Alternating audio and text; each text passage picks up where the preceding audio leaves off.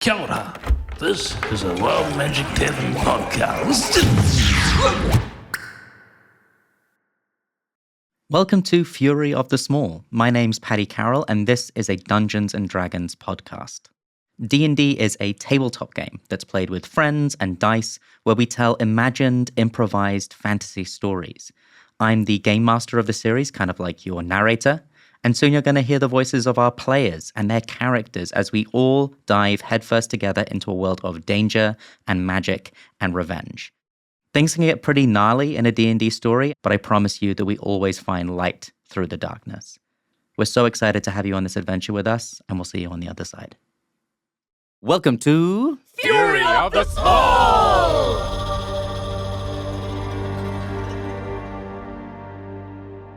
We begin inside the roiling flames of a fireball in slow motion. Dancing ribbons of light, the heartbeat pulse of orange as it flares out, leaving a cloud of blue-gray smoke. Through these billows, backlit, we see the silhouettes of 4 mighty heroes. As the smoke clears, each of you step into sight. First up, broad-shouldered, squat, low to the ground, we see the frame of a dwarf fighter. Brynley, could you describe what our audience, our listener, sees as you step forward? Yes, I can do that. You see Rhapsody White. He is a sexy looking dwarf. He has a big, huge blonde handlebar mustache, long, blonde, thick plaits that hang down across his broad shoulders and broad chest. He is a fancy man, and he wears various pelts of animals, his kills over the years. He is a hunter. He has a huge hat with lots of different teeth, feathers, claws in it from his various kills. He also has his canines of his teeth.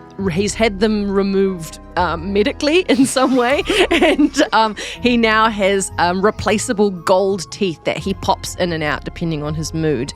And currently he is wearing his gold tiger fangs, which peer down over his tiny little lips. He's always got a permanent grin on his face because he loves life. And he loves being, he just loves savoring life. He's got a huge crossbow on his back and an ass that won't quit. Most important. The only thing that rivals his mustache. He also has with him a chain that is usually attached to his belt, but sometimes he pulls it off just to hold. And attached to that chain is a cage on wheels. You grin, glinting those fangs, and as the smoke begins to clear, we see that we are standing in the mouth of a cave. I'm stepping in at your shoulder, armor glinting in the beautiful sunlight which is shining outside. A human paladin squares up behind your shoulder, Rhapsody. Arlo, would you like to describe your character to us? Yeah, so standing beside Rhapsody is Norbert Reinholdt, who... even from the outside, you can tell is maybe one of the saddest paladins you've ever seen. He wears thick, kind of like weathered plate armor with a kind of blue tabard that hangs over it, on which is emblazoned the iconography of a god known as the Weeping Dame, which essentially, that icon is a hooded woman crying into her hands. Norbert has flowing, long orange hair that kind of catches in the wind. It's like a vision from a Pantene commercial as it kind of like blows silkily. A kind of like patchy, bushy red beard, piercing green eyes. And like he is happy to be rushing into combat.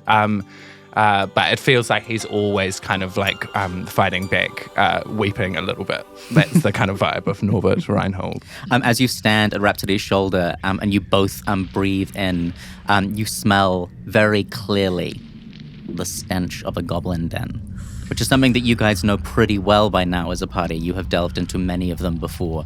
But as that smell fills your nostrils, Yes. Norbert, I can't tell if I want to cry or if I want to scream with joy.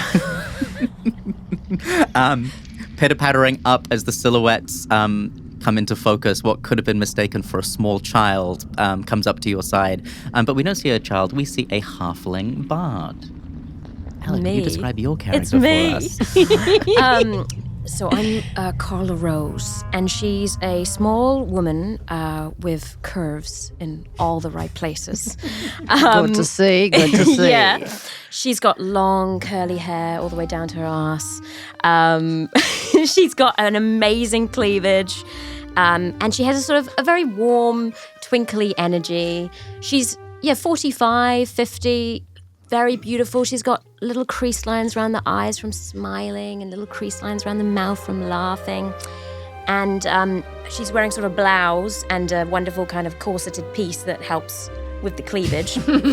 And on her left wrist, she has a little 4-leaf clover tattooed. And on her right wrist, she has a little heart with an arrow through it. And that is Karla Rose. Beautiful. And bringing up the rear, coughing a little, clearing the smoke of his own spell work, we see an elf wizard, the last member of our party, Tom. Blustifer Greystorm. As I wave the... I don't say that as I use it. We know your name. My name, yes, very good. No, I step forward and I kind of wave the smoke with a walking stick that's been carved out of some ancient magical creature, and it's the bone of like a dragon of some kind, and it's got runes all etched in it that are still kind of like sizzling and glowing after casting this powerful spell. And I step forward and I push you out of the way and I sniff the air, and Blustifer has almost completely bald pate with strangly brown hair cascading down, the deepest wrinkles you've ever seen on an elf. For an elf to look this old, they have to have lived centuries. But very simple, plain robes, kind of a greyish brown, muddied all around the hem and tied up in the middle with a piece of rope.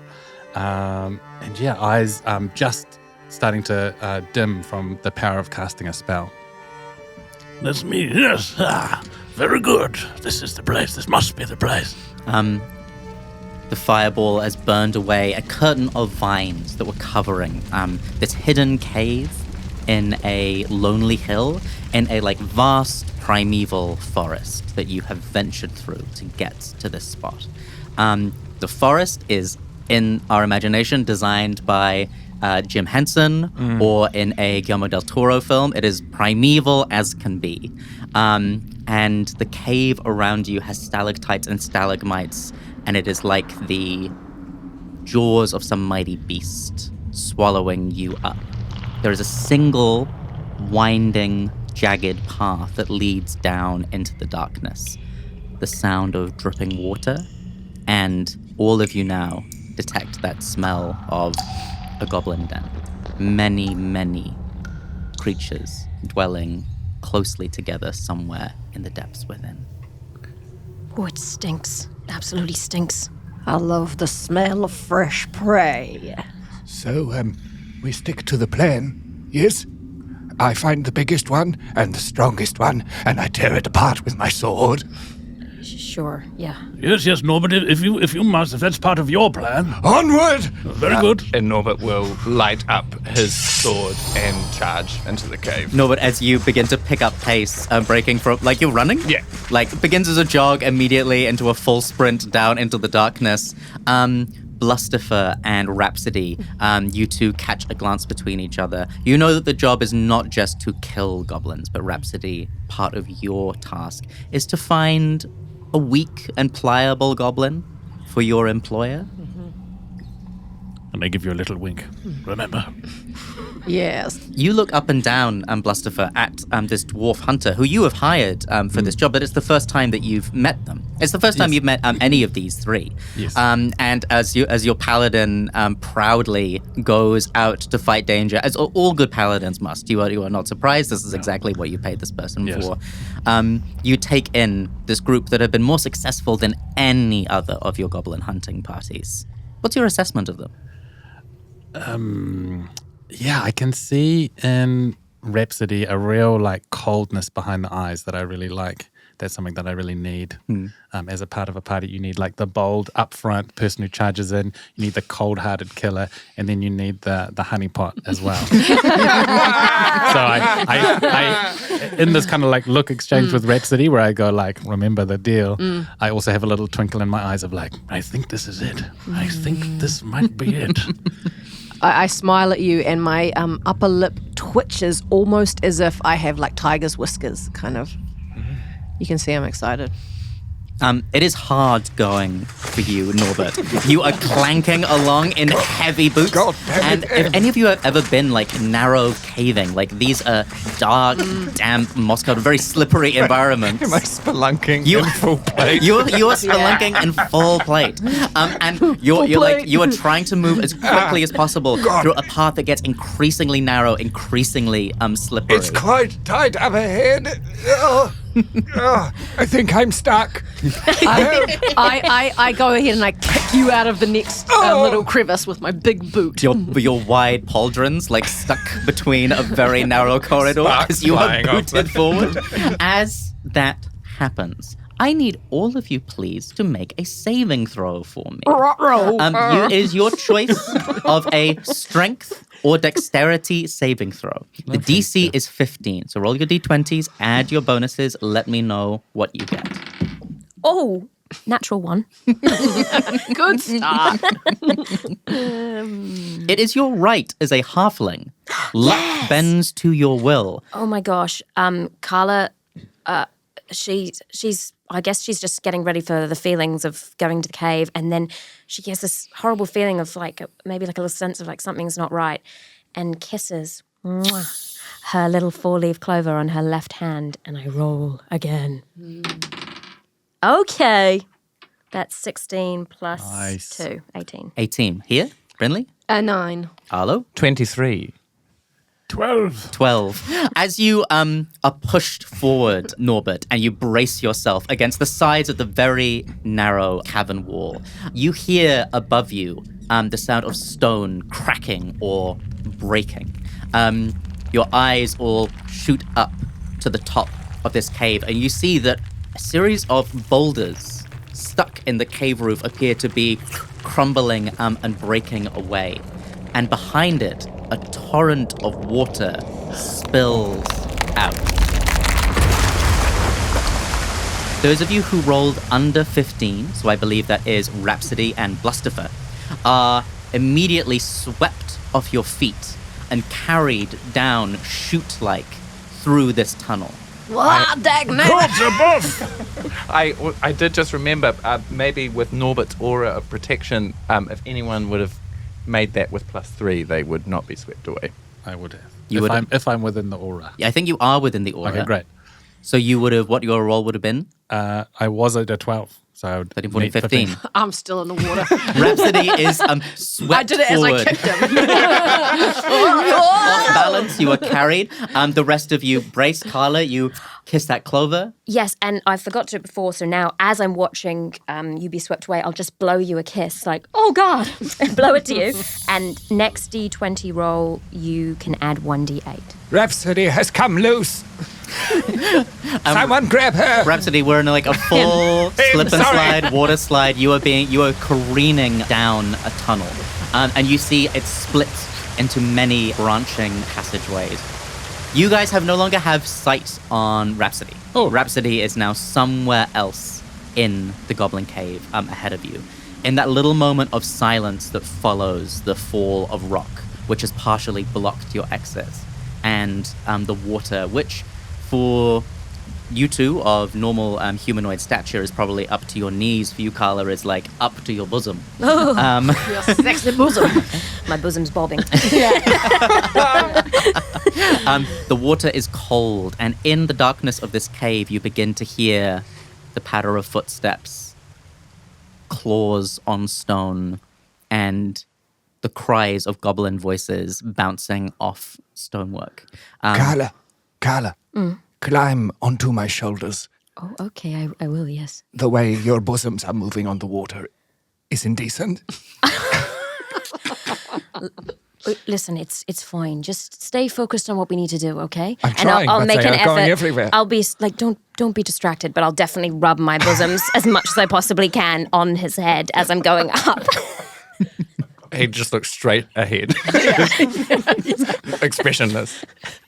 While this is happening, I'm in front of you with my hand on your breastplate saying, "This is it, Norbert. This is why we're here. We're doing it. Sorry, we're I'm really just doing it." distracted. Something much tapping going on the on. back of my head. Bosoms, hand, it's all happening. Norbert, if you have to cry, you let it out. It looks like you want to cry. My God is the one that cries. I never cry. That's the way my religion goes. Rhapsody, you take 20 points of piercing damage. Oh, And I need everyone to roll for initiative. We really please. should have tied a rope to oh my gosh. initiative. Initiative. When you've got your roll, let me know what it was. 17. 17 for Blustifer. Thank you. 11 for Norbert. Thank you, Norbert. 13 for Karla. 8 for Rhapsody. Can you give us a cry of pain, please, Rhapsody? Oh, God damn it! You hear the cry from Rhapsody, and at the same time, you hear the barks and yaps and howls of what sound like wolves or wolf-like creatures, and goblin voices going up in a cry around where Rhapsody is. What do you do? So there's a tunnel dark in front of us. Yes, as you stumble forward, you actually see that there are many small branching tunnels. Only some of them will accommodate you at human height. Because of Rhapsody's cry, you are aware of like the tunnel that they went down. We know the tunnel. Yes. Okay, great. You have to help Rhapsody. Come on, you're an I'm going to help. I'm just figuring it's been a long time since I've done one of these. old man prune. This is what you're here for. Now do something. Listen. That All was right. rude. Here we go. Yes. And I pull up my robes above my knee and I go trotting down the hallway. You are wading down the Yes, hallway. sorry, as wading you go, down the hallway. splashing up against the wall in the cold. And you are making progress. She's sprightly, but she's right. I need to get in here. Yes. Very good. I employed her for a spirit and she's showing spirit. Karla, atop the shoulders of Norbert, you watch as this old wizard begins to wade down the tunnel. What do you do on your turn? I will. I guess I've got another one, so I may as well just offer another. I'll just blow a kiss to Old Man Prune, and So you do that like Raz, you do the absolute like shade and then shade, and then good luck. and I think that's what sends me off. When you blow, Yeah. I'm like, you listen. Mwah. All right, yeah. And just offer you 1d8 on your next d20 test, Great. extra bonus. Is it dark? Can we Very dark. Yeah. The only light is from the shining sword of Sir Norbert. So I'm just going to click my fingers, and a beautiful flame heart appears. I'm just going to hold that out so I can see a little more. Nice. You create your own little Beautiful. source of light. Yeah. In the tunnel, Rhapsody, you get to your feet. You are about waist deep in this water, and you look and you have 3 goblin arrows sticking out of your neck and shoulders. Blood is running down your chest. And as you look down the tunnel, you can see the cat's eye glint of many, many goblins rushing toward you. But over the top of them, splashing, comes the shape of a large wolf-like creature, a warg, with a heavy square jaw with many, many teeth jutting out at different angles. This warg charges directly towards you, its jaws open, and it is being followed by a crowd of goblins. The warg is going to make an attack roll against you. It is a 14 on the dice plus 5 to a 19. Does that meet your armor class? 19, yes. You take 7 points. I go, God damn it. You take 7 points of piercing damage as this wolf lunges toward you, and it bites at your arm as you bring it up to defend yourself and begins to worry at you. You see, sitting atop the back of this warg, there is a goblin warrior wearing a wooden mask over his head, holding like a short leash at the back of the warg's neck, staring down at you as it attacks. So Norbert, you hear this bestial roaring and growling coming ahead of you. What do you do? I think Norbert sprints down the passage, paying no mind to the fact that he has extra height on his shoulders. So I'm not sure if there are, I'm not sure how high the ceiling is, but that could be a problem. Anyway, he's going to burst into the room. And can I make a perception check to see if I can see the biggest and the scariest goblin? As you arrive in this part of the tunnel where Rhapsody is being assailed, you hold up your sword. You see glinting eyes in holes and cubbies up above you where goblin archers sit in wait. And the host of goblin that is charging toward Rhapsody. By far the greatest threat in this room is the warg with the, looks to be like goblin rider commander on the warg's back. Okay. Norbert will see the rider. He will take off his glove and he will throw it at the goblin rider's face, and I'll cast Compelled Duel. Amazing. Yes. Fight me, you bastard! As the glove flies through the air, holy light surrounds it, and I'm not sure if gloves can cry, but if they could, there would be tears. Beautiful golden tears fall from it. Gloves can cry. That is only a 3. You throw down this gauntlet which shines with its own light, like beautiful golden tears dripping in the cave.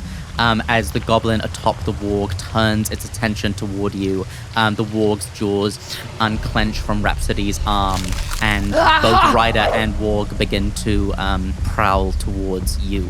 I'll use your ears to make my god smile.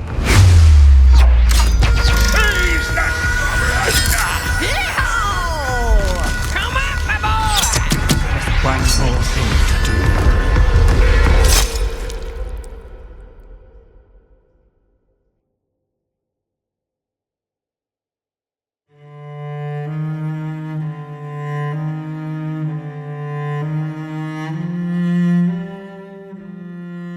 Can each of you, please, we can go in any order, imagining it's like the B-roll of the forest.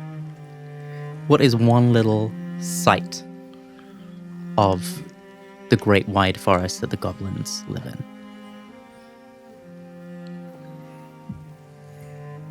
There's like there's a part of the forest where you have to go through like curtains and curtains of vines, and it's kind of like mazy, and it's like deep, rich, verdant, lush part of the forest. But if you know the exact right steps, you get to this kind of sunken valley where the sun is almost always dappling it as the sun travels through the sky, and it's this garden or orchard or overgrown forest of enormous mushrooms.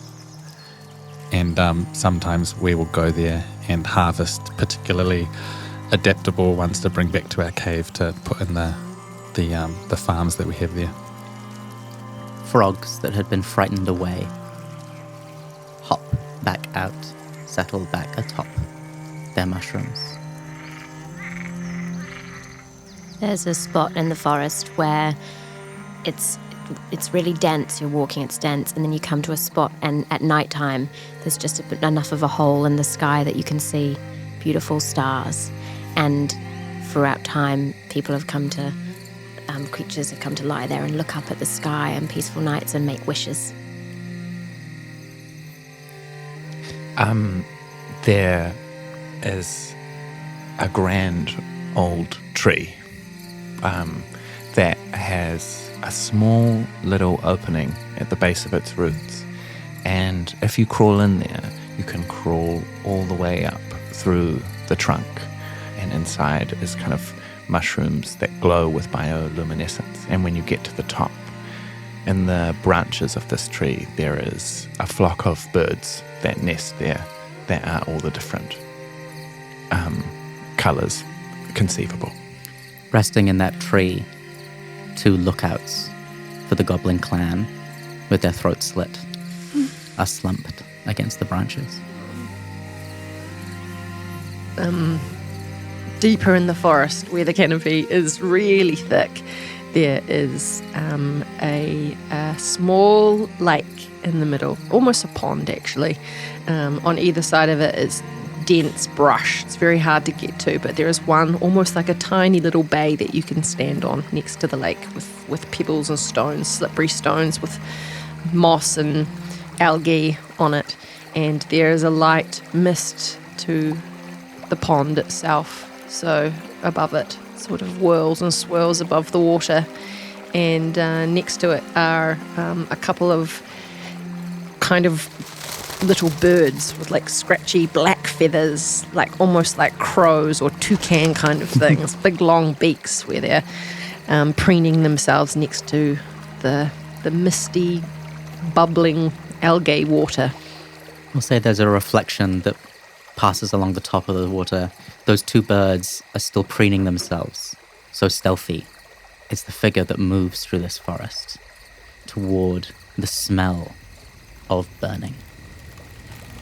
Past the entrance to that great lookout tree where the many colorful birds sing, this single goblin looks up and sees the stillness, eyes so keen that they can make out the 2 goblin watchers whose throats are slits. Moving at pace now, past the clearing, where a goblin who had a little shred of romance in their heart could look up at the stars. The frogs are once again frightened away, as through the mushroom grove this goblin goes, until the outcast sees once more Jagged Jaw, the cave where they were born that was their home until it wasn't. And the Jagged Jaw clan's home burns.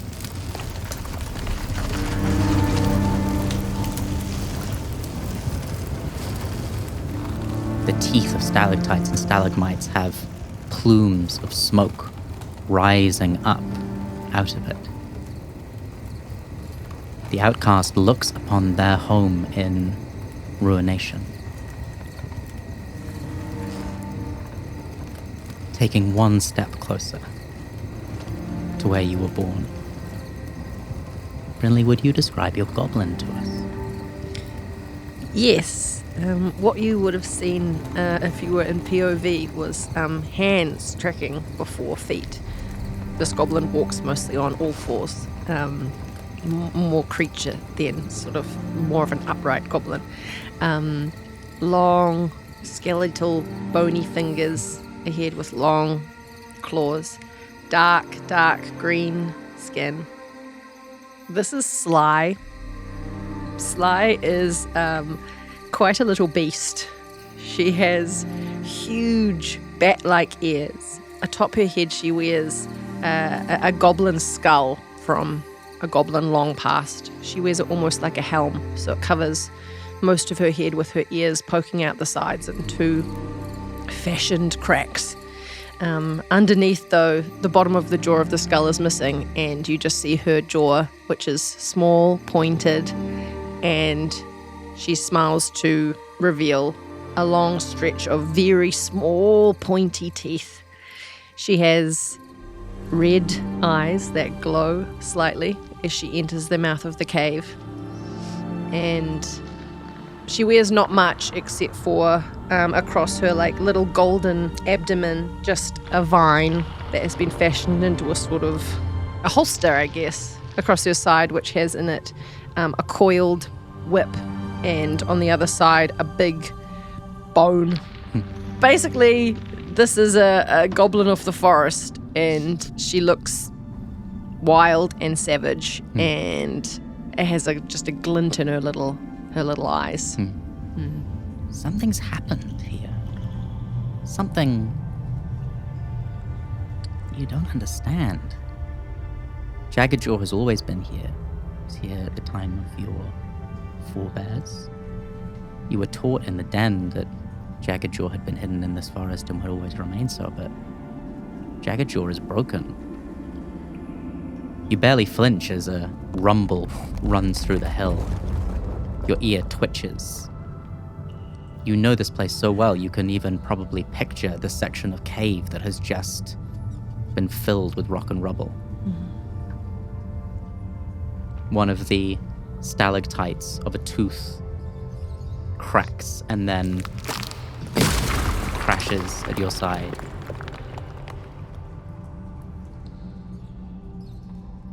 You haven't been back here since you were driven out.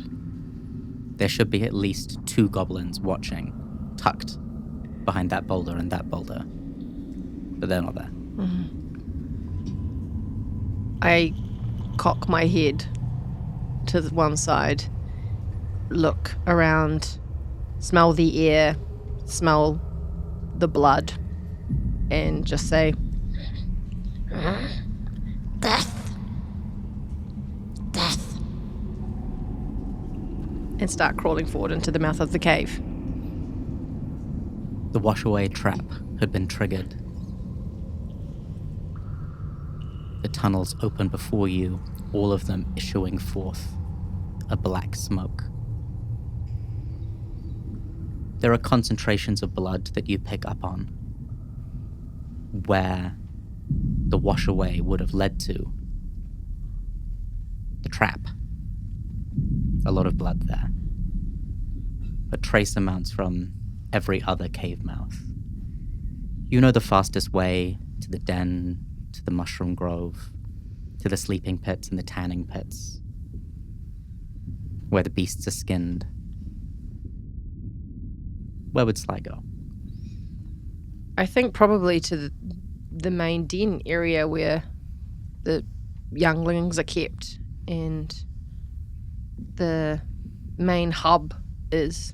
Yeah, because she figures that that's where survivors would gather. In doing so, you choose the path, which is the path that you ran down many, many seasons ago.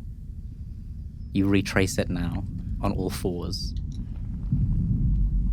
and you start to come across the bodies. These goblins are the goblins who have been suffocated by smoke. Low to the ground, still whole in body.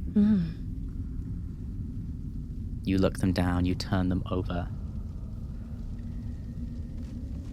I scowl, and to one side out of my mouth, I just say, Magic. As you say that, you hear, Is someone there? ears erect. Someone there? you look behind you the way that you came, and there is a silhouette. It's not a goblin because goblins have ears. This goblin has no ears. Just blood down the side of their head. They're leaning on a long spear, drenched in water. They slide down the spear, lean against the cave wall. Who's there? I disappear into as much of shadow as I can. Help me! But still, I try and make my way closer, but within the side of the side of the cave. You make your way closer. This goblin is dying. They don't have enough blood in them. You know how much blood is required to kill a creature. This goblin usually, when they are hunting, wears a mask. This goblin doesn't have a mask on its face. In fact, you can see where the wound would have broken that mask in two. But you know this goblin. You saw those eyes behind that mask narrow as he chased you out, screaming and yelling. My son! My son! And now he just quietly says to you, hasn't seen your face, My son. They took my boy. They took my boy. He's gone. Please, who's there? You can't see the goblin, but you see the eyes twitch when the mention of son is mentioned, and then narrow. Sander. My boy Sander. Yes, yes. Dead. No, he's taken. Blood. He's taken. Taken where? I don't know. Who is it? Show your face. And he attempts to rest on his spear and bring himself up to standing, but is unable to do so. I take one step out into the light and take my bone club and raise it above my head. Goblins have slit-pupiled eyes, and this goblin's eyes narrow, the pupil barely there.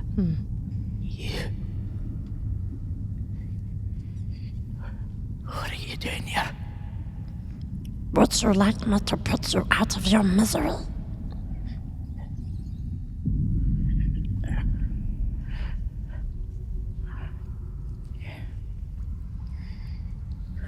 Will you find my boy? I will try. I never thought I'd thank you, young sly. And he rests his head back against the wall. Scritches, you hear a thudding sound, which wakes you up. You are on your back in a tunnel, a burning wound in your shoulder, and a sharp sound has just awoken you from your pain. Your dueling bone is still lying in front of you. Your hair is ragged and unkempt. The wound in your shoulder as you look down appears to have been made with some sort of fire. It's been seared shut as soon as it struck, but that side of your body is very weak. In the grayscale darkness, you look about you. Can you describe Scritches as he comes to standing? Yes. As he wearily pulls himself to his feet, you see Scritches is an older goblin with kind of pale purple skin. He has a kind of like deep wrinkled face with a mole just above his cheek. He has these two large floppy ears. It's like they're the only thing that keeps growing, that trail down his sides. His attire is curious and strange, like it's been pieced together from the offcuts of elven and human children's clothing. He wears a cheesecloth as a cloak, tea towels stitched together to make a pair of wide pants. It's kind of like a pastiche of a gentleman's attire, but a lot of that has been burnt away. Scritches stumbles to his feet, uses all of his strength to grab his dueling bone and make his way down the cavern. I shout out down the corridor in my best common. If you're still there, come and face me! Sly, some strange garbled sounds bounce off the walls. You can tell that it's a goblin shouting, but they're not shouting in any version of goblinoid speech that you have ever heard. You get no reply, Scritches. I hide. Scritches hides. What do you do, Sly? Head cocks. I lower the bone club that I've just used to put this goblin out of its misery.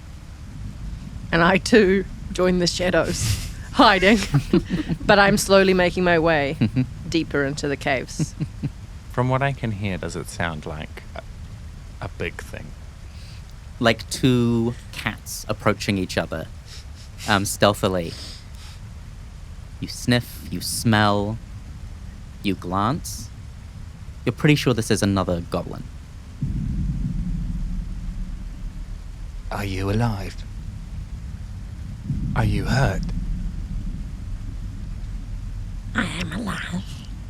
Yes. Scritches, you should recognize every voice in this cave.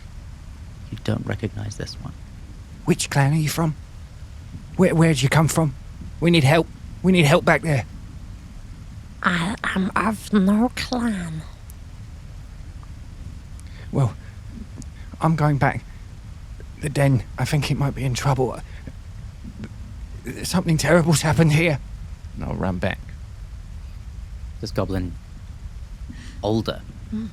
Their skin gone from green to this light violet purple, turns and runs away from you.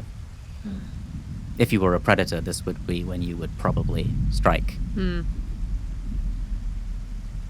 This goblin disappears ahead of you.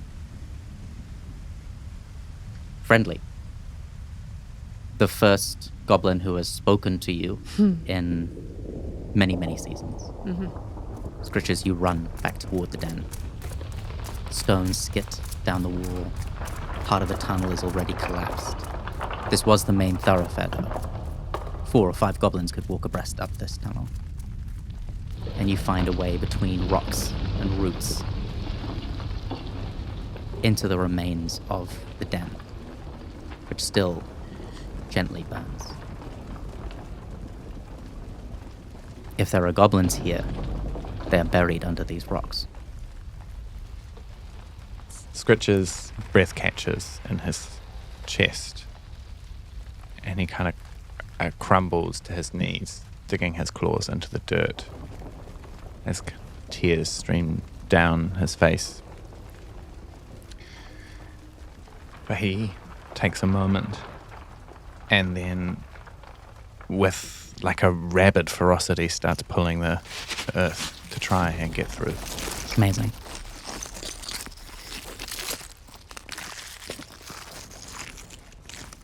The monster with the long ears, the flowing robes, who wields fire as a weapon, looks down at you, Scree. You're aware of your supplies being pulled from you, being tugged away. There are still screams in the air, still smoke. A second ago, you were looking at your mother, and you can't quite compute it yet, but she's not there anymore.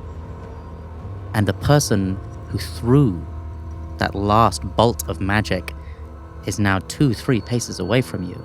And he has your satchel. He has everything that you ever learned, everything you were taught by, but your arm is being pulled. Can you describe Scree to us in this moment? Yes, Scree is one of the shortest, scrawniest goblins in this clan. Sickly, pale green, very, very light green flesh and skin. Quite short ears for these goblins and pointed out to the side. And the traditional snub nose of these jagged jaw goblins. Wispy grey eyes, a ragged loincloth around his waist, mud and bat droppings caked on to his feet all the way up to his knees. A stooped posture and a frantic look in the eyes, and a fearful. He's full of shock and awe and fear, and pulled in 2 directions at once, one between his sibling and one between the thing that he holds dear. That tug on your arm becomes insistent. You are pulled almost off your feet. You look, and your older brother, Smigley, is pulling you the only way out of this hellscape that was once your home. Smigley, you have your younger brother who is insistent that he needs to stay in your grip, but you know that you need to get out of here straight away. As you run through the flames, can you paint a picture of the goblin Smigley for us? Yes, Smigley is, Scree's older brother. He is small, he's still young, he's not fully grown. He looks somewhat like a fox kind of standing up. He's got a little nose with whiskers and his ears move, and right now they're tremoring. And he's kind of wearing a small sort of homemade, almost like cloak and lots of different pieces of fabric with little things and trinkets that he carries. And he's taller, and he's pulling just, I think probably remembering the last thing his mum said to him, which would have been like, you have to take care of Scree. Just pulling at his arm like his life depends on it. You arrive at the mouth of the tunnel, And you make the mistake of looking back and seeing the sword sink through your father's chest. Luckily, it seems as though your brother has fainted. He does not see this moment. You hoist little Scree up over one shoulder. There is a flash of blue light. Electric, like a bolt from the heavens. You are blinded for a moment. When you open your eyes, the monsters are gone. And a second after that, the top of the cave crumbles in. And you are buried in stone.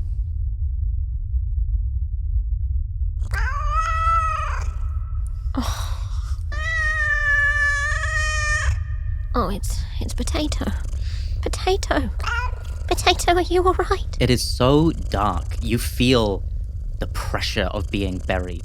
You like to bury yourself sometimes in mud or in your own little rock forts. It's a nice place for you to be. You are very buried in this moment. The warmth of your brother is still at your chest. And the cry of Potato, your cat, echoes through these stones. Almost impossibly gracefully, this raggedy little cat steps out of the shadow. You're in a space that is barely big enough to hold yours and your brother's body. But this cat almost seems to walk between the gaps in two stones covered in dust. Brown, white, black fur of many different shades. A big pair of green eyes slitted like goblins. Looking at you. Oh, Potato, you're a warrior just like us. Come here, Potato. Come here to me.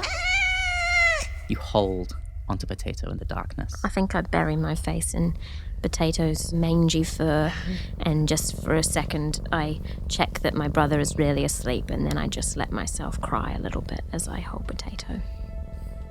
You remember all of the clan in argument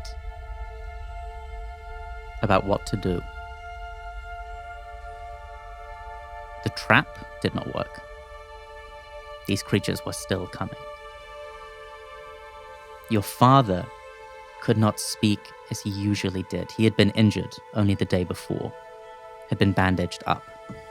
When the discussion began, neither your mother or father, the leaders of the Goblin clan, were even present. Moment after moment of indecision passed. By the time Sylvie and Score did arrive, the goblins were in a state of disarray. You remember holding your brother's hand. You remember Potato on your shoulders. You remember the monsters arriving. And after that, the chaos started and you can't remember much else. I think in the stillness, as I'm just holding Potato and holding my brother, it's like growing up in an instant. I felt like before I was playful in the forest, and just alone I dig my hand into the mud that I can find.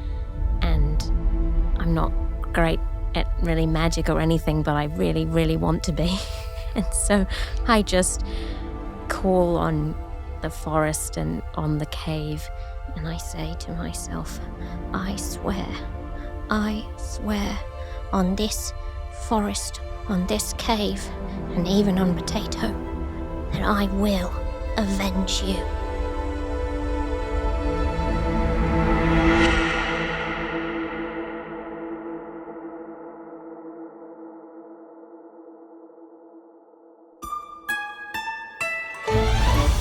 Fury of the Small was produced by the Wild Magic Tavern in partnership with the Spinoff.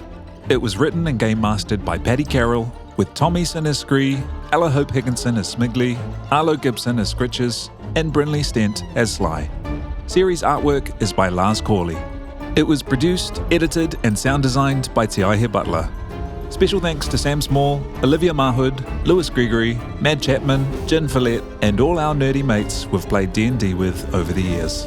Check out the Wild Magic Tavern on Substack, Instagram, and YouTube. And if you really enjoyed listening, please rate and review Fury of the Small on Spotify or Apple Podcasts. Thanks so much for listening, and we hope to have you back at the table soon.